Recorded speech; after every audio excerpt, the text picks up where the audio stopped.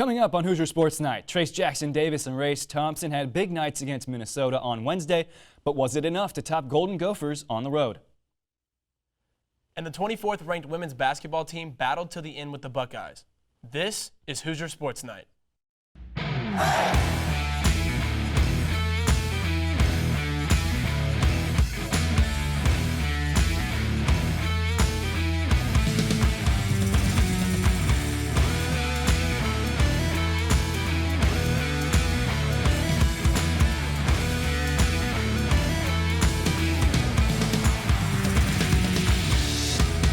Hello and welcome into Hoosier Sports Night. I'm Maxwell Glenn. And I'm Jevin McCoskey. Well, how about those Hoosiers on the hard court? They had to get the job done, and that they did. The men's basketball team was in Minneapolis Wednesday looking to snap a 3-game losing streak against a 12-12 Minnesota team. IU was led by freshman Trace Jackson Davis, who had a career-high 27 points and 16 rebounds. Jackson Davis was also spectacular on the defensive end. He limited Golden Gophers star Daniel Oturu to just 11 points on 5 of 15 shooting. Minnesota native Race Thompson had a strong homecoming as the Plymouth native had 9 points and 10 boards and helped defend Oturu. The win gives IU its 5th Quadrant 1 victory on the season. On Sunday, Indiana will face number 9 Penn State. Follow along with Meredith Strewing and Jack Grossman for updates throughout the game. On the women's side, the team celebrated Alumni Day as they hosted Ohio State last Sunday. But were they able to get the win for their alumni? Christian Steiner tells us more. 31 points. That's the amount of points that the Ohio State Buckeyes scored in the fourth quarter. Prior to that, the Hoosiers found themselves ahead by 6 heading into the fourth, and at one point led by 10. But following a Buckeyes defensive switch from man to a 3-2 zone, the Hoosiers found themselves reeling, allowing a 15-2 run that they could never recover from. Coach Terry Morin details her team's struggles tonight. No, I mean, we're not hitting shots. We're getting good shots. We're not hitting shots. I'm not sure it has anything to do with our offense. I don't think it does. I think we're just not able to hit shots. We're not knocking them down when they matter the most. The lone bright spot for the Hoosiers continues to be redshirt junior Allie Patberg, who has been the unquestioned team leader throughout this season. Patberg finished with 22 points and 6 assists while playing 37 minutes. The Hoosiers desperately need someone else to run the offense, as it tends to fall apart without Patberg on the court to run the show. IU's next game will be on the road at Minnesota on Saturday. Following that game, they will return for their final home game of the season, senior night against Nebraska next Thursday. For IUS TV Sports, I'm Christian Steiner. Be on the lookout for next week's episode of Hoosier Sports Night for special coverage of both teams as the women hold their senior day on Thursday, along with the men traveling to West Lafayette to face Purdue. A 3-game series against 11th-ranked LSU began the baseball season this past weekend in Baton Rouge. IU dropped their first 2 matches of the series but avoided the sweep in the 3rd game. Sophomore Braden Tucker took over on the mound and Grant Richardson stepped up to the plate. Tucker pitched 6 innings in his first career start and allowed just 1 run. On the offensive side, Richardson smacked a 2-run home run in the 9th inning to seal the victory. He earned himself Co-Big Ten Player of the Week for his performance. Richardson went 6 of 12 and had 5 RBIs over 3 games, helping lead the Hoosiers to their first victory of the season. After 10 players were selected to the 2019 MLB Draft, they will need those younger players to continue to step up. The South Alabama Tournament awaits Indiana and Mobile this weekend. UT Martin, South Alabama, and Siena are on the slate. IU baseball action begins at 2 p.m. on Friday. The softball team traveled to Durham, North Carolina this past weekend to compete in the Big Ten ACC Challenge. The team started the weekend dropping 3 games straight to Duke, Syracuse, and Duke again. Nevertheless, IU still found a way to Hoosier up in Sunday's rematch against Syracuse, where they came back from a 3-0 deficit to win 4-3. Hannah Davis was the unlikely hero with the go-ahead home run in the top of the 7th. The softball team will be heading back to North Carolina this weekend, this time to Raleigh, to battle in the Fairfield Crabtree Invitational. On senior day, the wrestling team took down SIU Edwardsville. Jackson Kinney was there to catch the action. Here I am standing outside of Wilkinson Hall, where on Sunday the Indiana Hoosier wrestling team took on the Cougars of Southern Illinois University of Edwardsville. The Hoosiers won 24-11 after losing the first match, but then going on to win 7 out of 10 total matches on the day. Coach Angel Escobedo talked about how big this win was for confidence for the guys before heading into Chattanooga and into the Big Ten championships. I mean, it's a confidence booster.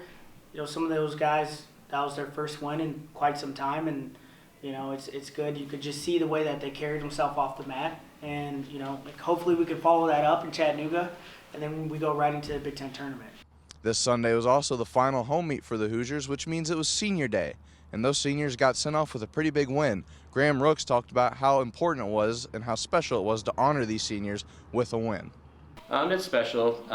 These seniors, they entered a program with a different head coach and have had to make the change. Like, we want this program to be elevated, and the ones that stayed, the ones that were here tonight, those were the guys that really took the challenge and kind of motivated the rest of us to elevate this program. It's not easy going between different head coaches. Up next for the Hoosiers, they travel to Chattanooga for their final dual meet of the season, and then after that, it goes into the Big Ten Championships, where Coach Angel Escobedo thinks the guys can upset somebody.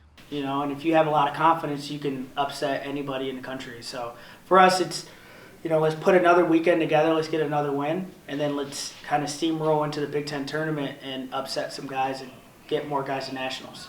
For IUS TV Sports, I'm Jackson Kinney. Big Ten championships are right around the corner as Chattanooga is the only remaining regular season meet on the schedule. The Hoosiers and the Mocs face off February 21st, and Big Ten championships begin March 7th. When Hoosier Sports Night continues, we have the recap of the women's tennis team's East Coast performance over the weekend. And the men's tennis team hosted UC Santa Barbara and Xavier with impressive performances of their own. You're watching Hoosier Sports Night.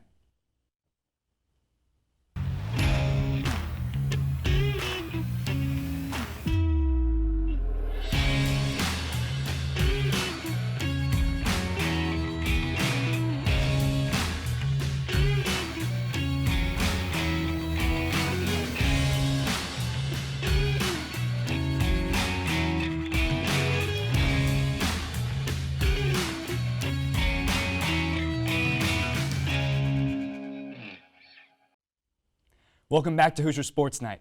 The women's tennis team took a trip to the East Coast for some Ivy League matchups. The Hoosiers faced Cornell immediately after the Big Reds' first victory of the season as IU emerged with a 4-1 win. The team then headed to Connecticut to face off against the Yale Bulldogs in a highly contested match that ultimately came down to the final point as the Hoosiers lost 3-4. The team has yet to lose 2 games in a row this season and will look to continue this trend on February 23rd when they face off against Cincinnati and Ball State here in Bloomington. The men's tennis team battled it out with both Xavier and UC Santa Barbara on a rare Monday match, and IUS TV was there to catch the action. After having 9 days to recover and prepare, the IU men's tennis team returns to action here at the Tennis Center. The Hoosiers face a doubleheader against UC Santa Barbara and Xavier, 2 opponents with completely different styles of play, but the Hoosiers found a way to win both games. The opening match began just on the stroke of noon as IU took care of the doubles point first before dropping the number 2 and 4 singles matches to the Gauchos.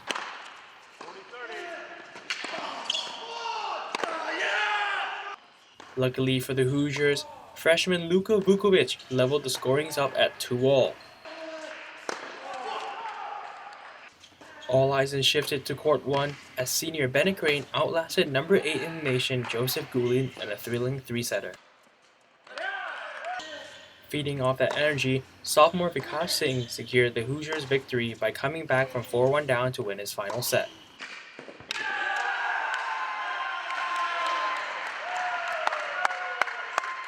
I mean, it's always like a couple of points here and there that really decide a match. So I felt like in the third set, being just down a break, it's like just 1 point here or there that'll basically decide the match. So just making sure like I have high energy during that time, that really helps. Because like that way I can just make sure I do well after that game. So I felt like that was like kind of like the momentum shift. The evening match against Xavier was a completely different story. IU started Zach Bronny at 1 singles and gave a return for Paya Mamadi as well as Andrew Redding. All worked in favor of the Hoosiers though as they swept the Musketeers 4-0. Yeah, just with some of the things that we had going on the team in regards to health, we decided to play some different guys. But then the nice thing is then you see what some of these other guys are able to do, and it gives us some more options. Even if we are healthy fully, I think it'll give us some more options to know that we would have confidence in some of our other guys. And they did a really good job putting new teams out there and them taking care of their match. Yep. For IUS TV Sports, I'm Ta Lau. The Cream and Crimson will be traveling to West Lafayette to compete against Purdue this Saturday at 12 o'clock. Well, IU Water Polo was in Bloomington for their first home tournament this season. The Hoosiers had 3 matchups and walked away with 3 wins. I was there to cover Indiana's perfect weekend. IU Water Polo hosted the Indiana Classic this past weekend, their first home tournament of the season. It's so exciting playing in front of the home stands. You know, you get like all the parents coming out, all of your friends get to be here. It's so nice because a lot of times our friends are like, oh, well, I never get to see you play. And it's like, well, now you can. You can come out and watch us. Like, come on. So it's really exciting to see them. And they're cheering us on in the stands, even though they don't understand the sport at all. It's always great to play at home. And I like having these games first. Again, kind of pointing back to like later in the season when we have like our senior day against Arizona State or when we host Michigan, that this is a comfortable place for us to play and not out of the norm. But this was not just any home tournament. The Hoosiers had more to prove. Played really well. Like, I don't want to make it a fluke, and like we definitely proved to everyone that like it's not a fluke that we're this good. Like, we are this good. Not only was the 3-0 performance by IU the most successful in recent memory at the Indiana Classic, it also brought the team to 6-5, a winning record. Part of what we want to do is play hard, smart, and together. And one of the athletes pointed out that this was the most together weekend we had. I think it shows how much more confident we are in ourselves and how much more like together we work now. Having Taylor as a new coach is just making everything so much better for me, at least personally. I think it's definitely helping the team. Indiana will have an opportunity to expand on this growth with a week off before their next tournament. It's nice to have like a little bit of a break, but at the same time, like every game is its own challenge. You need to keep fighting every game, and it's kind of nice playing like these ranked, really difficult teams because you can see your progress better there. But it's definitely nice to like have some home games that are just make you feel a little bit more confident in yourself. It's really good. Indiana has a week off, and it's off to Thousand Oaks for the Cal Lutheran Invite. The tournament begins February 28th. The IU track and field team played host to the Hoosier Hills meet in Gladstein Fieldhouse this past weekend. The Hoosiers saw this meet highlight 14 victories, including wins by redshirt junior Grace Walther and sophomore Jake Gebhart in the mile. Redshirt senior Willie Morrison, who is currently ranked 6th nationally in shot put, continued his winning ways as he managed to finish first yet again. And freshman Kelly Mindak won her first event of the season in the women's 800-meter race. Next for the Hoosiers is the Alex Wilson Invitational this Saturday at Notre Dame. Be sure to follow Ari Bruckman and Sierra Parker for updates. The men's and women's swimming and diving teams are heading into the final stretch of the 2019-2020 season beginning this week. The women took part in the first 2 days of the Big Ten Championships on Wednesday and Thursday, hosted this year by the University of Iowa. Both the Hoosier women and men are looking to repeat as Big Ten champions one season after they both won the title in Bloomington. The men will compete this weekend in the first chance meet at home before welcoming the rest of the Big Ten to Councilman Billingsley Aquatic Center for the Big Ten Championships. The men's championships will run from February 26th to 29th, and our IUS TV reporters Brandon Schaff and Jake Toppin will have all the coverage you need. That does it for our show this week, but don't forget to like our page, IUS TV Sports, on Facebook and follow us on Twitter at IUS TV Sports. For Maxwell Glenn and our entire production staff behind us, thank you so much for watching, and we'll see you next week.